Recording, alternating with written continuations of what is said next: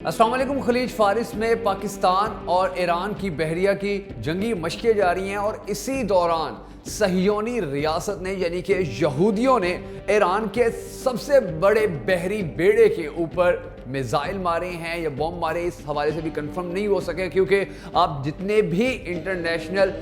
جو media houses ہیں، جتنے بھی بڑے بڑے میڈیا ہاؤسز یا ویب سائٹس کام کر رہے ہیں، اگر آپ ان پہ دیکھیں گے تو کوئی کہہ رہا ہے کہ بوم ہے اور کوئی کہہ رہا ہے کہ میزائل ہے۔ بہرحال جو بھی ہو، یہ پاکستان کو ایک بہت بڑی دھمکی دی ہے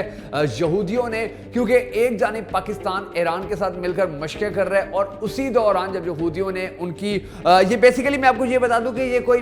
وار شپ نہیں تھی، یعنی کہ ایران کی کوئی ایسی شپ نہیں تھی کہ جو جنگوں میں استعمال ہوتی ہے، بلکہ یہ سامان لے کر آنے اور لے کر جانے والی کارگو شپ تھی۔ اور یہ کارگو شپ ناظرین ایران کی ایک بہت بڑی کارگو شپ مانی جاتی ہے، جس کو ایران کی سب سے بڑی کارگو شپس میں شمار کیا جاتا ہے۔ اور یہ پیغام، یہ میسج جو صہیونیوں کی جانب سے، یہودیوں کی جانب سے اب دیا گیا ہے پاکستان کو اور ایران کو کہ آپ لوگ ہمارے نشانے سے بالکل نہیں چوکے ہوئے ہو اور ہمیں جب بھی موقع ملے گا ہم نقصان دیتے رہیں گے۔ تو ایسے موقع کے اوپر اب ضرورت صرف اس چیز کی ہے، اب صرف یہ کام باقی کرنا رہ گیا ہے کہ جو پاکستان ہے وہ مکمل طور پر کھل کر نہ صرف یہودیوں کو جواب دینا شروع کرے، بلکہ جو اب اس طرح ایران کے ساتھ تعلقات ہمارے بہتر ہیں، ہمارے دیگر ممالک کے ساتھ تعلقات بہتر ہوتے ہیں، کبھی اچھے ہوتے ہیں کبھی برے ہوتے ہیں، مگر اب وہ ٹائم نہیں رہا کہ دنیا کو کوئی ملک یہ کہے کہ میرے اس ملک کے ساتھ اچھے تعلقات بھی رہیں اور برے تعلقات بھی رہیں، یا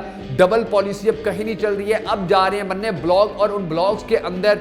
آدھی دنیا ایک سائڈ پر ہوگی اور آدھی دنیا ایک سائڈ پر ہوگی، اور ہم ایران کے ساتھ اگر جنگی مشقیں کریں تو اس کا مطلب یہ واضح طور پر ہے کہ ہم یہودیوں کے خلاف کھڑے ہوئے، کیونکہ اگر ہم یہودیوں کے ساتھ ملے ہوئے ہوتے تو پھر ہم یہودیوں کے ساتھ جنگی مشقیں کرتے یا ان کے ساتھ، کیونکہ جنگی مشقوں کے اندر تو ایک دوسرے کے ساتھ تجربے شیئر کیے جاتے ہیں، ایک دوسرے کو بتایا جاتا ہے ہمارے پاس کتنی طاقت ہے، ہمارے پاس کتنی پاور ہے، ہم آپ کے کیسے کام آ سکتے ہیں، یا آپ اگر ہم مشکل میں ہوں گے تو آپ ہمارے کیسے کام آ سکتے ہیں۔ اور یہی کچھ ایران کر رہا تھا، اور ایران بھی کسی سے رکنے یا چھپنے والا نہیں ہے،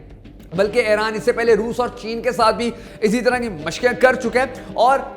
دوسری جانب اگر ہم غور کریں، اگر ہم تھوڑا سا دنیا کے حالات کے اوپر ایک نظر ڈالیں تو ہمیں پتہ چلتا ہے کہ دوسری جانب جو سعودی عرب ہے اس کے اوپر حوثیوں نے تابڑ توڑ حملے کیے ہیں پچھلے کچھ عرصے کے دوران، اور اتنا ان کو خراب کیا کہ جس کی ماضی میں مثال نہیں ملتی تھی۔ اور سعودی عرب کے خلاف لڑنے والے حوثیوں کو کہا جاتا ہے کہ ان کو ایران سپورٹ کر رہا ہے، جبکہ سعودی عرب کو تو پوری دنیا جانتی ہے کہ امریکہ کی سپورٹ ہے اور یہودیوں کی سپورٹ ہے۔ تو وہاں پر جو حملے اور جو نقصان سعودی عرب کو ہوتے ہیں اس کا بدلہ لینے کے لیے، کیونکہ سعودی عرب کے پاس اتنی جرت نہیں ہے، تو پھر اس کا بدلہ لینے کے لیے کبھی اسرائیل سامنے آتا ہے، کبھی امریکہ سامنے آتا ہے، اور وہ ایرانی مفادات کو نقصان پہنچا کر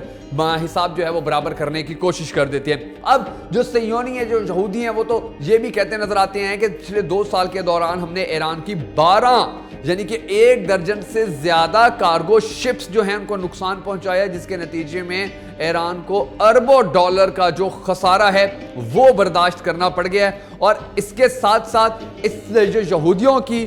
جو ایک شپ تھی اس کو 25 مارچ کو اس کے اوپر ایک اٹیک کیا گیا تھا، اور یہودیوں نے الزام لگایا کہ یہ ایران نے کیا ہے تو ہم اس کا بدلہ لیں گے۔ اور اس کے ساتھ ساتھ انہوں نے اب ایک ایسے موقع پر بدلہ لینے کی کوشش کی ہے کہ جب پاکستان بھی ایران کے ساتھ کھڑا ہوا تھا، تو یہ صرف ایران کو کھلی دھمکی نہیں ہے، یاد رکھیے گا، یہ پاکستان کو بھی کھلی دھمکی ہے کہ آپ اپنے تعلقات جو ہیں وہ ہمارے دشمنوں کے ساتھ رکھو گے تو پھر ہمارے کھلے نشانے پر ہو، اور انشاءاللہ اللہ تعالیٰ کی مدد سے، اللہ تعالیٰ کی نصرت سے پاکستان نہ صرف پوری دنیا کی کفریہ سازشوں کے سامنے سینہ تان کر کھڑا ہوگا، بلکہ ہر کفریہ طاقت جو مسلمانوں کو نقصان پہنچانے کی کوشش کرے گی، جو مسلمانوں کے مفادات کو نقصان پہنچانے کی کوشش کرے گی، اس کو منہ توڑ جواب بھی دے گا۔ اور انشاءاللہ بہت جلد وہ وقت بھی آئے گا جب پاکستان پوری دنیا کے مسلمانوں کے لیے سب سے بڑی امید بن جائے گا۔ آپ اس دعا میں شامل ہوئے اور کمنٹ باکس میں آمین ضرور لکھیے تاکہ ہم سب پاکستان کے لیے جو دعائیں کرتے ہیں ان میں شمولیت اختیار کریں۔